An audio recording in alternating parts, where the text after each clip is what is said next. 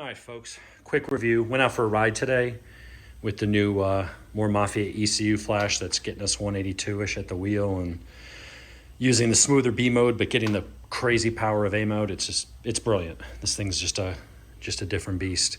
It's tame when you want it to be and pleasant around town, and it's an absolute brute and beast when you want it to be without having to switch modes.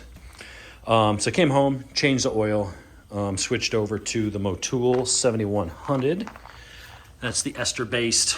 There's 300V, which is the next grade up, but that's race. It's race oil, so it doesn't have like a lot of the detergents. It's made to be changed a lot more often.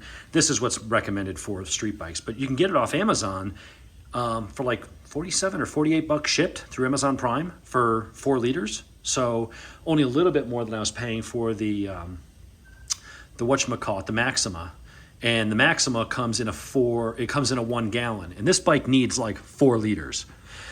So you pour the whole bottle of the other stuff in there, and then you're always having to go find 3 or 4 or 5 ounces of another oil to throw in there, or crack open another bottle, which means then the next oil change you have even less in there, and you're gonna need more to top it off. So this comes in 4 liters, and it's only like $4 more than the other stuff. So I switched to that. It's ester based, it's red. It should be, everybody raves about it, and for 48 bucks, not bad. So did that, but I had a couple people wanting a review of the Helibars.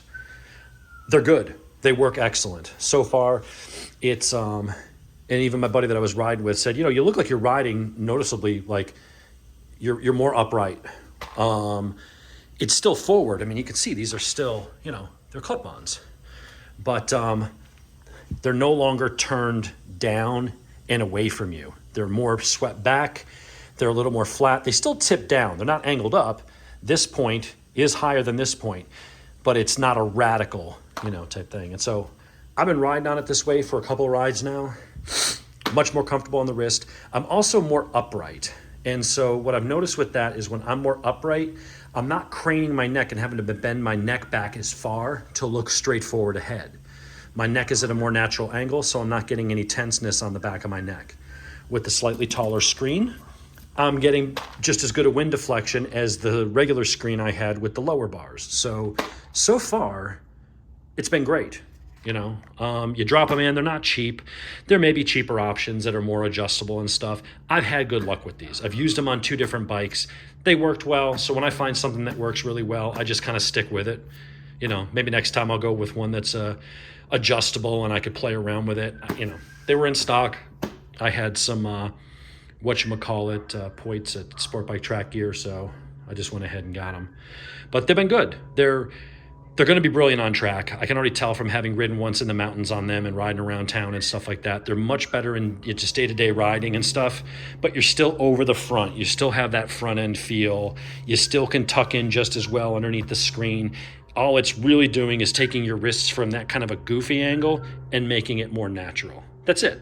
That's all you're really doing. They look fine. They look stock. They're the same color as the stock bars. They bolt right up. Everything's pre-drilled. Didn't have to dick around with anything. It's great.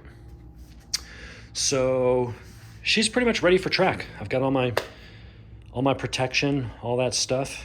So that's going to be ready to go. So I'm going to do another quick mod on this bike. Remember I went with I had the rear sets, but on one side they were feeling a little flimsy because the pivot for the shifter was the same pivot where the whatchamacallits were mounted, the pegs, and there was just too much flex. So I noticed that these are Pugs. Well, I noticed that because I bought them. But Pug sells an offset. So I got a 20 millimeter, so 2 centimeter offset.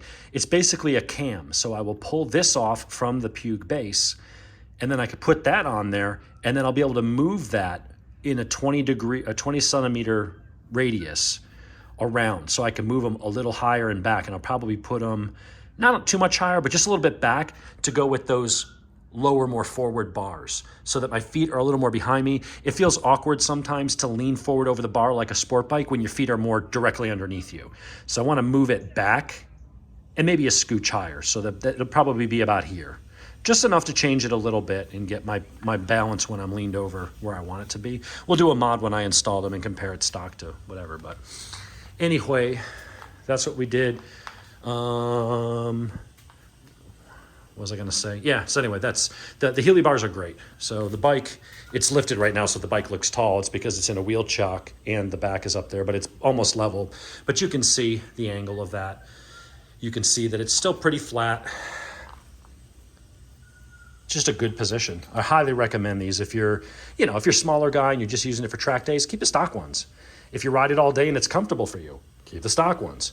If you're pushing towards 50 like me and your wrists are getting achy and stuff like that from being at that awkward angle, give these or the Apex, or, you know, there's other brands out there depending on what country you're in.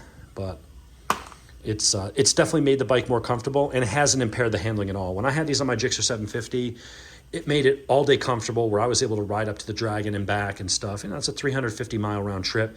And I was fine. My ass was hurting from the seat, but my wrists and neck and everything were fine. But then I took it out on, you know, Tally, and on, I don't know if I ever got that bike out on Road Atlanta, but I took it out on Tally a couple times. It was great on track. It didn't hinder the handling and hanging off and over the front. It's not that radical of a change. It's really just for your wrists. I've seen some that are, you know, almost like putting handlebars on there, and that's goofy and it gets in the way, and you know, it's just not appropriate for that kind of bike. But the Helibars have been awesome. They look good, they're solid, they're well made, they've got a great warranty, and easy to install, as you saw in that other video. So anyway, hope that helps. If you're thinking of giving them a try, let me know if you got any questions.